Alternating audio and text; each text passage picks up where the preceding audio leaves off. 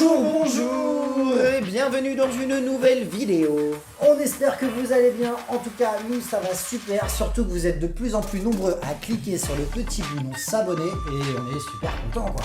Évidemment ça fait super plaisir, merci de nous regarder et j'en profite pour placer une petite dédicace à mon petit cousin Maël que sa mère a attrapé en train de regarder YouTube et c'était une vidéo de nous, donc c'est cool. Salut Maël. Salut Maël, chose promise, chose due, on a pensé à toi dans cette vidéo et d'ailleurs ça me fait penser, je t'avais même pas dit, la dernière fois je scrollais Facebook et j'ai vu quelqu'un qui a partagé sa petite construction de Noël et on pouvait voir sur la photo un écran où il y avait nos têtes dessus. Yes. Et moi ça m'a fait super bizarre de scroller et d'un coup de voir ma tête, j'ai dit what? Et j'ai regardé le nom, je dis ah, je connais même pas. Enfin, je me rappelle plus du nom, mais tu te reconnaîtras peut-être. Bonjour à toi et merci beaucoup de nous regarder, ça fait super plaisir. Ouais, si on peut vous accompagner pendant vos petites constructions, c'est vraiment le top. Moi, ça me rend heureux. Et aujourd'hui, pourquoi on est là, Léo? Eh ben, on est là parce qu'on a tout ça. Tadam! Exactement, pour ceux qui s'en rappellent, l'année dernière, on avait déjà fait une vidéo un petit peu comme ça qu'on avait surnommé pour le petit jeu de mots Auto Lego. Ouais, carrément, où on en profitait pour parler un petit peu de voitures parce qu'en vrai, on aime bien ça en profitant des sets Lego, donc pour regarder les voitures spécifiques que Lego a sorties dans sa gamme Speed Champions de l'année. Exactement, et du coup, aujourd'hui, on vous propose un épisode 2 sans vous faire un review, mais juste on va profiter des connaissances de Léo sur l'histoire automobile pour se plonger un petit peu plus dans le contexte historique de chacun de ces petites merveilles qui ont fait la légende de l'histoire de l'automobile. Justement, c'est tout de suite. Ok Léo, du coup, tous ces sets sont à toi, donc je pense que tu vas parler un petit peu plus que moi dans cette vidéo. C'est cool, je vais apprendre plein de trucs. Par quoi tu veux commencer? Est-ce que tu les as mis dans l'ordre dans lequel tu voulais raconter? Comment ça se passe? On va commencer par là-bas, à vrai dire. On va commencer chez Dodge. Ok, Dodge, ok, c'est un dragster ça. Ça, c'est un dragster. T'as vu, je connais les voitures. Hein. C'est bien, c'est beau, c'est beau. Déjà, il y a de la technique, tu vois, il y a de la connaissance technique de ouf. C'est un dragster inspiré d'un vrai, par contre. Ok. Vous voyez marqué Dodge sur le côté, Mopar un petit peu là-bas. Mopar, ça veut dire Motor Parts, genre c'est la section pièces détachées à la base. Il y a longtemps, dans les années 60-70, de l'enseigne Chrysler avec Dodge et Plymouth, une vieille marque qui n'existe plus. D'accord, ouais. Ah oui, ok. L'abeille revient souvent chez Plymouth, justement, c'est pour ça que je me permets de les citer. Là, ce dragster est surnommé Angry Bee dans la vraie vie, le numéro 1320. Ok, donc c'est l'abeille énervée? Ouais, l'abeille vénère. Ou l'abeille qui a faim? Non, l'abeille vénère. Angry, pas hungry. Hungry. Angry Bird, Hungry Jack. Exactement, voilà. Parfait. L'accent mon gars. Tu l'as bien, le H surtout. Mais j'ai une anecdote sur ça, mais vas-y, laissons tomber. Ok, très bien. Donc il fait partie de la ligue Top Fuel Dragster, donc qui est vraiment le top du dragster, là on est dans les records. Okay. Et d'ailleurs le petit truc cool c'est que la pilote qui va avec est vraiment inspirée de Léa Prouette qui est la pilote qui conduit ce dragster avec le numéro 1320 qui a déjà battu des records de piste en faisant le 400 mètres en 3 secondes 8, enfin complètement, où elle passe à plus de 500 km/h. C'est ce que j'étais en train de faire un calcul rapide pour voir une vitesse km/h et j'en étais à peu près là. Ouais, c'est vraiment ouf et c'est vraiment le top du dragster et c'est assez cool qu'il soit inspiré de la vraie pilote pour la Minifig, je trouve. Ok, donc ce dragster et cette pilote existent en vrai. Ouais, c'est carrément. Ce que t'es en train de dire, donc tout de suite là je vous mets une photo de la pilote avec la Minifig à côté et une photo du vrai dragster, comme ça vous voyez un petit peu. Ouais, et vous pouvez voir que le petit truc du set, pour revenir un instant sur le Lego, c'est que les proportions sont un peu chelou, il est très allongé et surtout les roues arrière sont vraiment très petites. Ouais, c'est vrai que c'est un peu trop petit par rapport à l'original, justement vous venez de voir la photo, et même les roues, c'est pas assez pointu le fond dans le sens où les roues sur l'original dépassent de la pointe, là c'est pas le cas, donc les proportions sont pas parfaites, mais ça reste quand même un joli modèle. D'autant plus que le set n'est pas constitué uniquement de cette voiture, si je m'en tiens à la boîte qui est posée là. Il est accompagné de celle-ci. Alors celle-ci, quelle est cette voiture, Léo? Raconte-moi un petit peu. Alors celle-là, on est en plein dans l'ère du muscle car des années 70, juste avant la crise pétrolière américaine qui va causer la fin des muscle cars, mais là ils sont encore à fond dedans. Ok, c'est l'âge d'or du pétrole quoi. Ouais, grave. C'est là le pétrole, ça coûte pas cher, ils ont des gros moteurs. Par exemple, puisqu'on parle de gros moteurs et de pétrole, en effet c'est une bonne idée.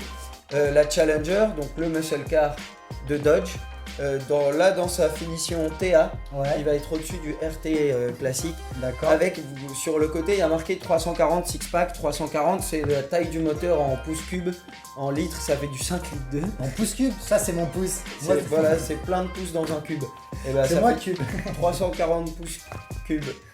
Tu as 340 pouces de cube. Voilà. Et en plus j'ai le six pack, donc c'est En plus, t'as le totalement moi. six-pack.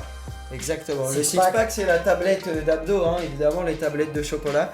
C'est aussi un pack de bière.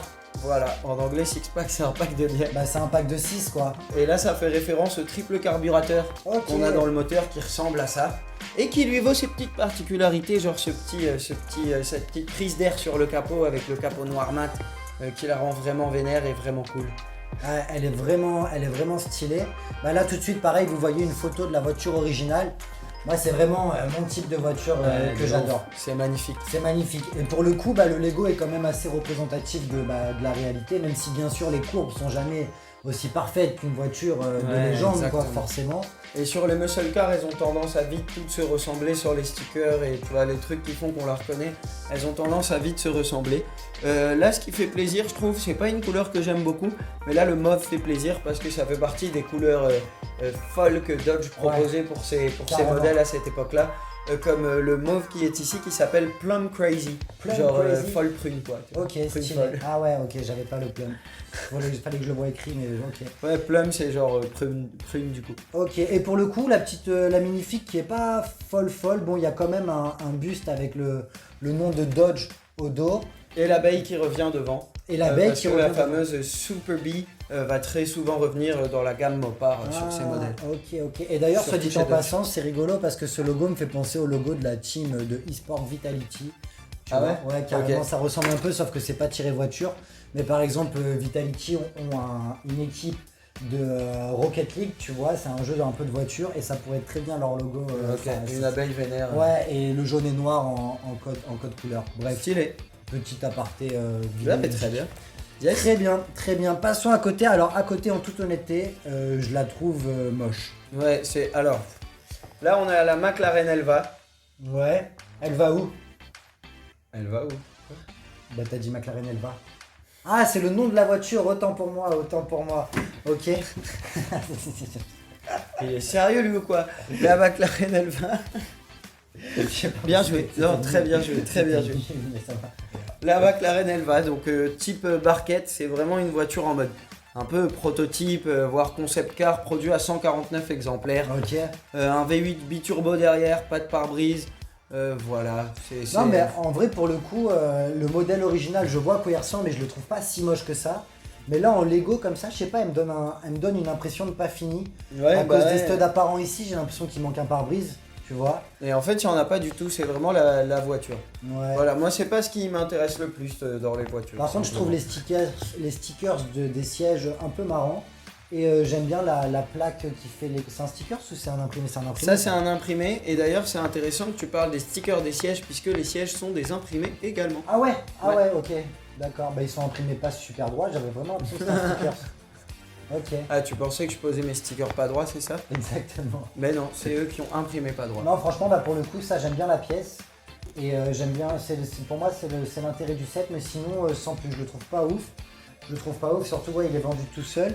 Et par contre, ouais, je remarque que c'est encore une minifig féminine. Ouais, Et moi, ça me fait plaisir de voir plus de minifigs figurines dans les séries Speed Champions parce que ça me fait plaisir que des petites filles puissent s'identifier à des pilotes de course. ouais, tu carrément, vois, carrément. c'est cool. Bon, en plus, là, la seule vraie pilote, en vrai, c'est une fille. Du coup. Ouais, bah ouais, Donc, carrément. ouais. Non, On a ça, presque c'est cool. l'égalité, il y a juste un garçon de plus parce qu'on a un nombre impair de voitures. Du hein, coup, simplement. on parle de parité. Il y a pour le 4 coup. filles On a et presque 5 la garçons. parité, tu veux dire. Oui, exactement. Ok, très bien. Est-ce que tu as des choses à dire sur la McLaren en plus? Non, pas beaucoup. Moi, j'ai pas de questions, donc c'est je pas, te c'est propose. pas la plus intéressante, mais celle d'à côté, par contre, est intéressante. Ok, ben je t'écoute, mon pote. Encore un set avec 2 voitures. Ah ouais, on voit la boîte là, sympa la boîte. Moi, j'aime beaucoup ce set. Ouais. Beaucoup ce set. Franchement, elles sont jolies, c'est les Chevrolet Corvette. À droite, on a la plus récente, la C8R, une version course de la dernière Corvette, la C8, qui a la particularité d'avoir un moteur central arrière plus précisément. C'est Cyril Hanouna qui était à l'initiative de ça, il me semble. Exactement. C'est C8, ouais, c'est Cyril Hanouna, il gère tout chez C8. C'est exactement ça. Okay. Donc c'est eux qui ont la fabrication de la dernière génération de Corvette, donc la 8e. Qui a la particularité d'avoir ce moteur central arrière donc, et qui est un bel hommage puisque Zora Arctus Dontov, qui était le designer original de la première Corvette, lui a toujours voulu avoir un moteur central pour s'inspirer des européennes. C'était le principe de la Corvette, de faire un petit coupé à l'européenne. Et lui voulait vraiment déplacer ce moteur, mais il a été mis à l'avant. Ça a été comme ça pendant toute l'histoire de Corvette jusqu'à 2020 où ils nous sortent la C8 avec le moteur derrière le pilote. Ah ouais, enfin la consécration du designer original quoi. Et en fait il y a eu plein de concepts dans l'histoire de Corvette mais des tas qui avaient le moteur central arrière. Sauf que ça s'est jamais passé. Et pourquoi ? Pourquoi ? Parce que les actionnaires, les propriétaires, les directeurs, je dirais les PDG, les PDG. Ouais, mais dans ce genre de boîte, c'est les actionnaires qui regardent. Exactement, et ont toujours refusé. Même à l'époque où c'était John DeLorean, vous connaissez ce nom, DeLorean, bien sûr. Qui dirigeait Chevrolet, et ça c'est quand même pas passé. Qui lui pourtant était connu pour avoir des projets assez fous. Ouais, bah en plus déjà à l'époque il travaillait en fibre de verre, c'est ça ? Ouais, il travaillait en fibre de verre, c'était le principe de la Corvette. Fibre de verre, contrairement à l'acier classique pour les Américains, avec un plus petit châssis européen qui s'est quand même tourné vers les gros V8 très vite, parce que ça reste des Américains, on va pas tout sacrifier non plus. Ouais, carrément. Ok, et en plus, parce que Corvette, moi c'est quand même une voiture que j'aime bien, surtout les anciennes. Je fais la transition. On n'a pas parlé de la minifig. Simple en mode avec sa tenue de course. On vous la montre là tout de suite. Mais pour finir la transition, parce que le set est accompagné d'une Corvette cette fois plus old school. C'est une C3, c'était avant la naissance de Cyril Hanouna pour le coup. Exactement, donc une C3 en partenariat avec Citroën. Ok. En plus j'ai déjà hockey premier degré. Ah ouais, pas mal. C'est une C3 Stingray. En vrai le nom de Stingray fonctionnait moins sur la C3 parce qu'on a moins l'effet que de poisson à l'arrière comme sur les versions précédentes. La C2 La C2 qui avait vraiment le fishtail comme on dit. Parce que Stingray c'est une raie simplement. C'est quoi ? J'ai rien compris. Stingray c'est une raie. Stingray en anglais ça veut dire raie. Ah ok, une raie le poisson, carrément. Pardon, donc c'est pour ça c'est la queue comme ça en fait qui lui vaut le nom de Stingray. Okay. Bref, on voit carrément la différence, le capot est très long, ce qui montre bien que le moteur, le fameux V8 est devant. Et elle est assez bien représentée, surtout à l'avant, à l'arrière on est un peu plus carré, mais voilà, c'est assez joli.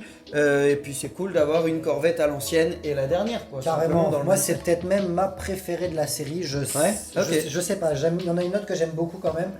Mais celle-là, c'est une de celles qui m'avait le plus attiré l'œil quand j'avais vu les annonces 2021.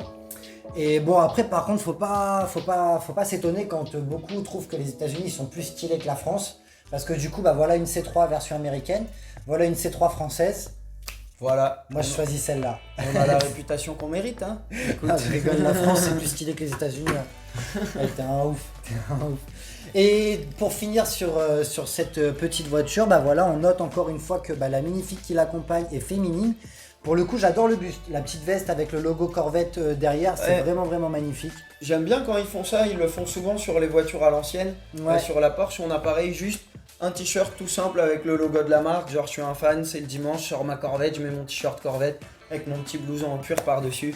Et voilà, j'aime bien quand ils font des minifigs comme ça en effet. Pas de pilote mais de fans de voiture. C'est ça à quoi je pense, je sais pas si ça existe. Est-ce que ça existe des mains bicolores pour imiter un peu des gants de conduite. C'est ça, grave. Parce que c'est le seul truc que ça aurait pu manquer, c'est des petites mitaines genre volant de conduite en mode en cuir. Effet cuir un peu marron là, ça aurait été vraiment stylé parce qu'elle est super classe cette petite minifig.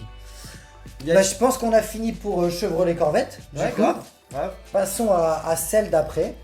Celle d'après, c'est la Koenigsegg Jesko. Koenigsegg Jesko. Ouais, tout à fait. Koenigsegg, c'est un Suédois qui a commencé il y a quelques années à faire, il y a pas mal d'années maintenant d'ailleurs en vrai, à faire des supercars complètement folles. Il est rentré dans la course à la vitesse max avec Bugatti et l'Aveyron. Quand Volkswagen a racheté Bugatti, a commencé à faire l'Aveyron qui atteignait des 400 km/h. Koenigsegg a voulu rentrer dans la course. Là avec la Jesko on est vraiment au top de ce qu'ils font, plus de 520 km/h de vitesse max, sur un V8 biturbo de 5 litres qui produit 1600 chevaux. On peut pour rigoler d'ailleurs. 520 km/h, t'as dit. Ouais. N'importe quoi. Genre à pleine vitesse, la force d'appui qu'il y a dessus avec l'aileron et le gros spoiler à l'avant et tout monte à 2 tonnes. Ah ouais. C'est comme si l'air pressé pour 2 tonnes je vois le délire. sur la voiture. Mais c'est incroyable, le gars il se prend des jets de ouf. Ah ouais, c'est complètement. Après il y a l'habitat qui... Ça met longtemps à monter à cette vitesse, c'est pour ça qu'on a 1600 chevaux de puissance pour pouvoir continuer à pousser la voiture à travers l'air. Avec l'air qui pèse 2 tonnes quoi simplement. D'accord. Et atteindre ces plus de 500 km/h de vitesse max. Incroyable. À noter que Koenigsegg a dit en sortant celle-ci que c'est la dernière voiture qu'ils feront dans cette course à la vitesse max. Ok. Et c'est ça que t'allais noter pour rigoler parce que je t'ai coupé ta phrase, t'as dit on peut noter pour rigoler et j'ai redit 520 km/h, c'est ça que tu voulais dire ou... Non, on peut noter pour rigoler, je ne sais plus. Ah merde. Je ne sais plus du tout. Je suis désolé les gars. C'est pas grave. On peut noter quoi pour rigoler? On peut noter pour rigoler qu'ici il y a du jaune et du bleu, c'est pour ça qu'il est suédois et c'est pour ça qu'ils ont mis un logo Ikea. Bah en fait c'est le drapeau de la Suède. Mais c'est bien pour ça. C'est pas le drapeau d'Ikea? C'est bien pour ça qu'il y a un truc bleu et jaune. Bah ouais, moi je pensais que le drapeau de la Suède était bleu et jaune par rapport à Ikea, pas l'inverse. Tout à fait. Ikea c'était un état avant et en s'ouvrant, en conquérant le reste une autre partie de la Scandinavie, ils se sont appelés la Suède, qui était à la base un modèle de table basse chez Ikea. Ah ok, d'accord, mais tout s'explique. Sweden. Ça paraît super logique. C'est tout à fait logique. C'est tout à fait logique. Et maintenant que Koenigsegg, pour revenir sur eux, font des voitures avec 3 cylindres de 2 litres qui font 600 chevaux. Ah bah c'était ça que tu voulais dire pour rigoler. En hybride. Ouais, maintenant ça n'a plus rien à voir. Non, si, je me rappelle à présent ce qu'on peut dire pour rigoler. Cette voiture possède un V8 de 5 litres 2. Celle-ci a un V8 de 5 litres 1. De 5 litres 1. Dans les années 70. Tu vois, la motorisation est presque la même. Le moteur fait à peu près la même taille. En tout cas en litrage. Okay. Sauf que celle-ci développe 290 chevaux.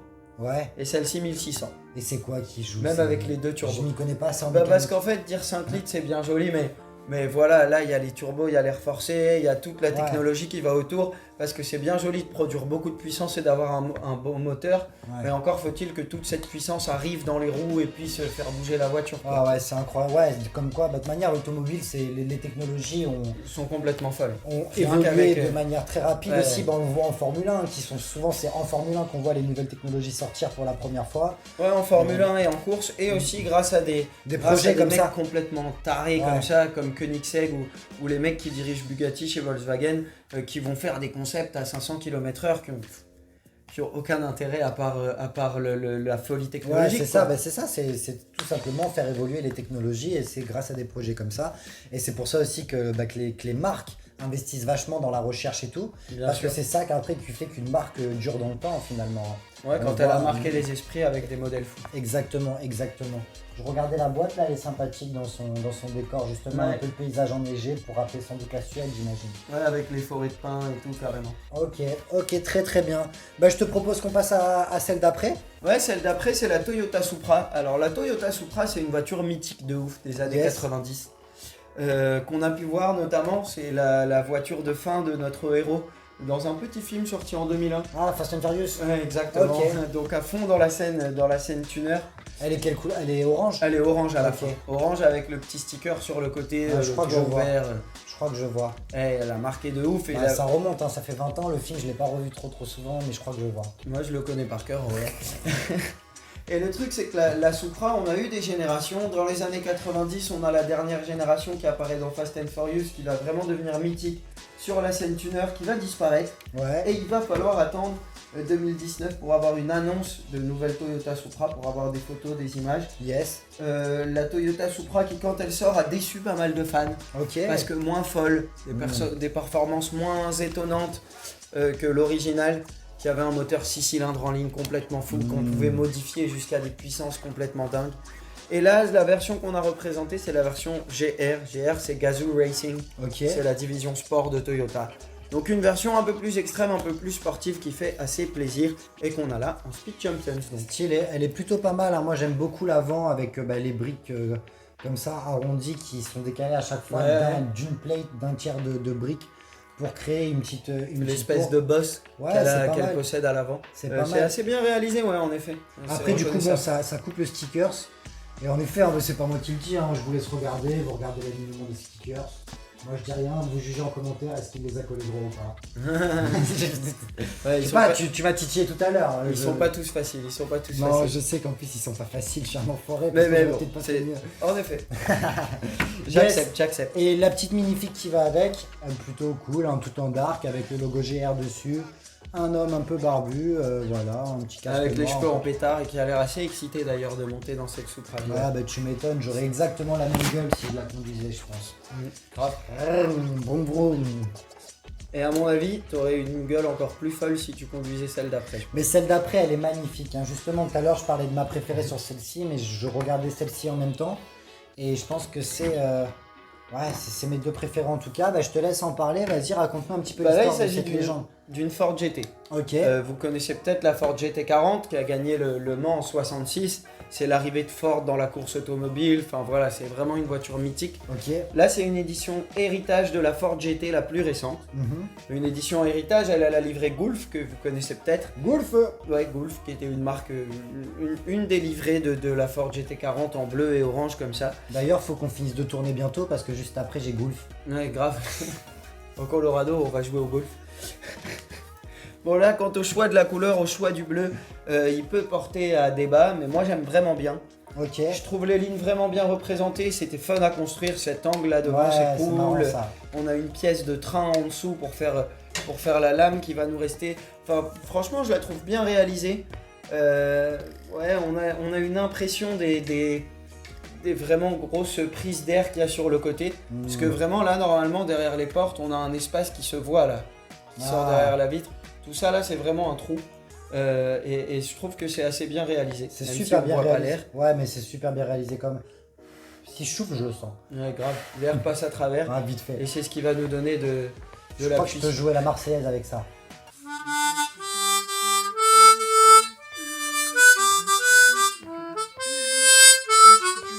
Voilà.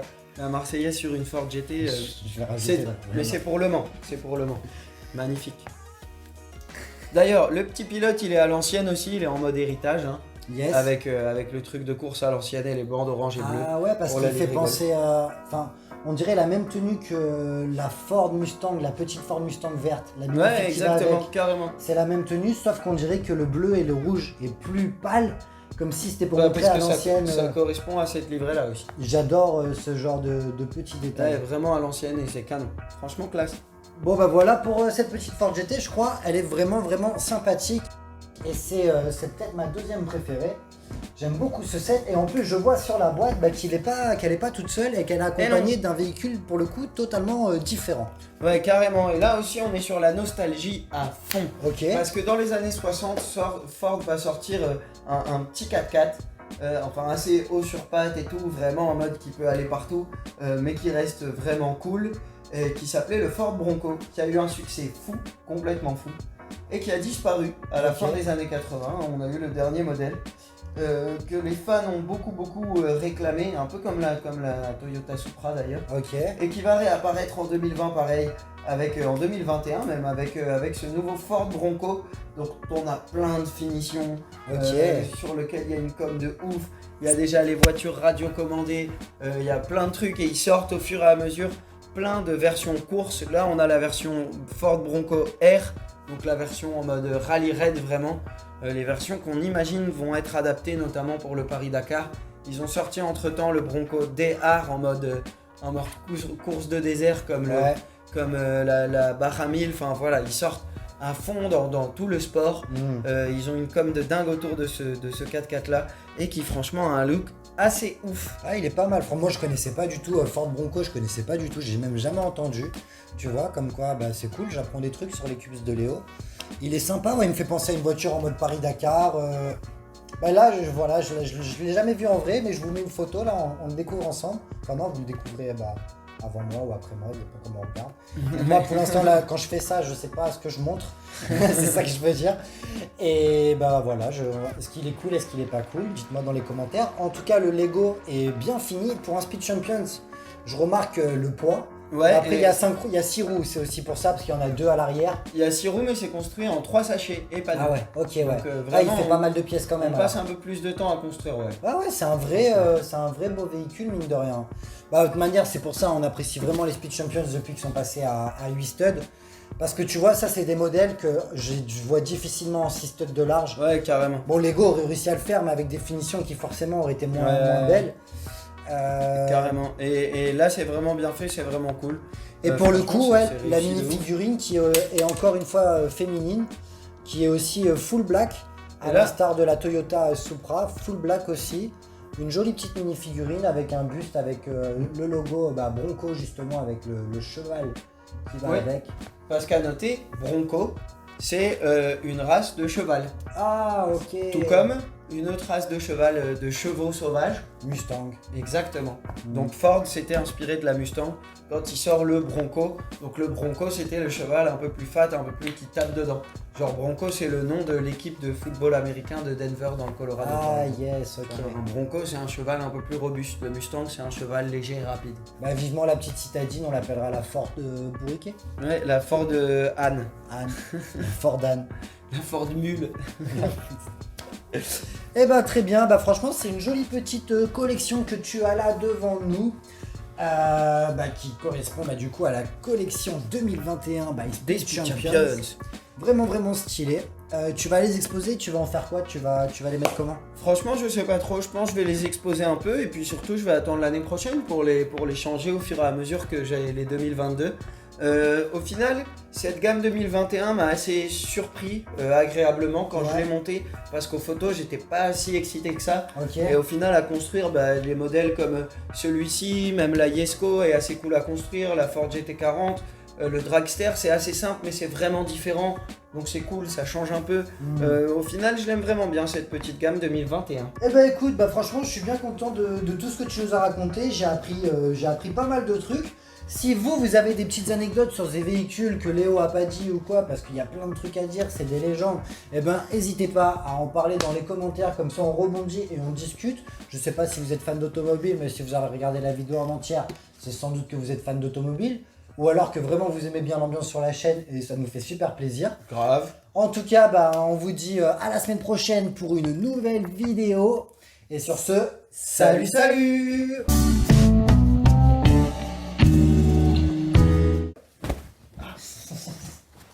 Quel bolos. Oh putain, à la plante. J'ai cassé la lampe.